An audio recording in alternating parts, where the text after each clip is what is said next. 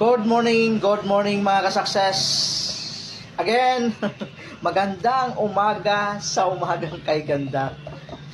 So, I think sa ngayon magbubukas na naman tayo ng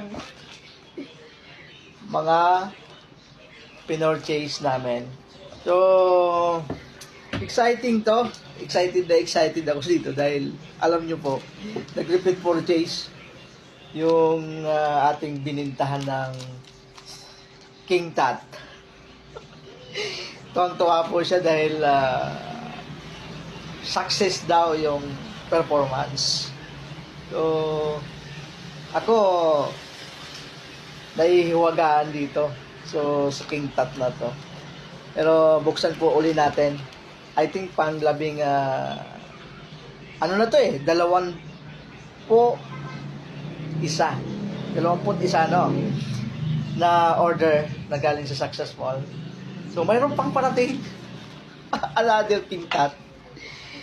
So alam niyo po kasi itong King Tat na to, enhancer to para sa mga men's, yung mga lalaki.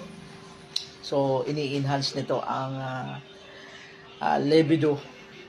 Kumbaga kasi pag ang mga lalaki kasi pag nag-iedad na ng mga 40 up, 60 pataas, medyo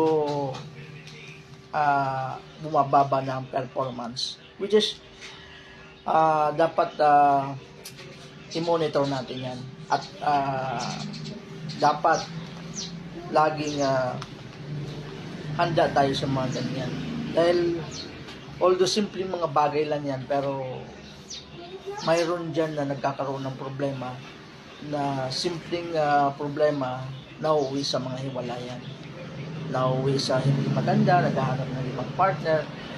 So, simple lang yung pag-uusapan. Pero dapat bigyan natin ng attention ito. Importante rin ito sa mga kalalakihan na always prepared, always ready. Kasi ano man bakbakan kung mahina o nabibigay. So, mahirap ano po. So, buksan natin. Pero bago natin buksan, again, magandang umaga po sa lahat. Mga ka-success, magandang umaga. Luzon, Visayas, Mindanao. Sa lahat ng mga teams, lalong-lalo na sa ating CEO and President, na si Sir Chan Calog. At ang ating chairman of the board na si Sir Richard Yulim, na napakabait po. Sobrang napakabait. At maraming salamat. At mayroon kami mga leaders na ganito dito sa Success Mall na walang ibang iniisip, may i-enhance yung system ng Success Mall para sa amin. Marami pong salamat sa inyo. Maraming salamat sa inyo dahil isa kayong napaka mabuting tao na handang tumulong sa mga mahihirap na katulad namin, na handang baguhin ang future. Ano po, kasi lahat naman tayo may mga dreams, may mga pangarap sa buhay. Minsan hindi nabibigyan ng break, kaya hindi nagiging success, or naghahanap naman talaga ng pwedeng matupad yung kanilang mga pangarap, pero walang magandang kumbaga bihikulo para papunta doon sa success. So, isa talaga dyan sa napakagandang natin, yung tamang bihikulo, tamang company, at tamang leader, na yung leader na may puso at may di ba? So, yun ang napakaganda. Kasi kung yung leader mo yung leader mo ay gustong nag-put up ng company para siya magpayaman, gamitin yung ibang mga tao, so mahirap yun. Pero itong mga leader natin mukhang hindi na kailangan ito ng pera, kasi ang pinaka-purpose talaga nila, tulungan tayo. Kaya samantalin natin to mga ka-success. Ihatawin talaga natin itong ating kumbaga yung mga product o company na trabahuin natin. So sa lahat ng mga members, so kailangan mag-isip tayo na yung bang kung nasaan ka bang trabaho, kung ano man work mo, kaya bang tuparin ang mga pangarap mo niyan pagdating ng panahon. Pero kung hindi, lumabas ka sa comfort zone mo.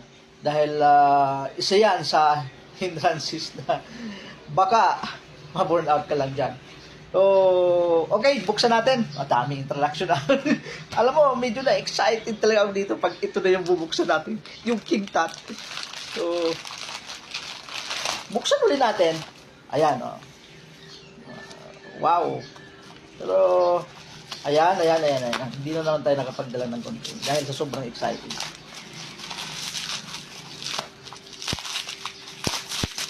Alam nyo, kahapon, tinitext na to sa akin na kung nasa na daw yung, yung in-order niyang King Tut. Kasi mukhang mayroon silang digmaan mamaya. At ayaw niya matalo. Eto na, yung King Tut. So, classmate, nandito na yung King Tut.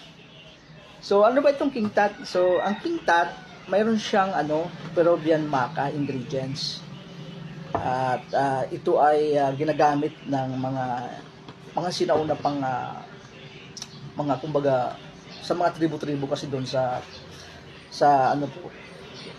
kumbaga sa actually maraming tribu-tribu nung unang panahon na ito po kasi ginagamit ito sa pampalakas, hindi lang pampalakas ng libido, even pampalakas ng katawan. So, ito ay ginagamit ng mga Peruvian Amazon. So, anong sekreto dito? So, based on mga science, nakakapagpataas ito ng libido in natural way. Kasi ano po ito food supplement ito Hindi ito synthetic. Na katulad ng ginagamit natin na iba na synthetic na medyo nagkakaroon ng problema pag iniinom natin. Hindi maganda dun sa ating katawan. Kumbaga pinapagalaw yung katawan nyo na sa pilitan. Kaya ang iba nauuwi sa hindi magandang situation. Na heart attack, minsan nagkakaroon ng problema. Even maraming ibang mga karanasan ang nagkakaroon ng problema. So, itry nyo si King Tut. Mukhang padami ang gumagamit dito ng King Tut. Ang paggamit nito ay 1 tablet a day. May 500 milligrams ito. So, 1 to 2 hours before fighting talaga para at least ma-enjoy yung kasama mo sa buhay. 'Di ba? So, maraming salamat and magandang umaga sa umagang kaigandan ito. So, thank you very much mga ka-success. Mamaya i-deliver na natin to. Antay-antay ka lang din nandito na yung King Tut. Salamat. Thank you.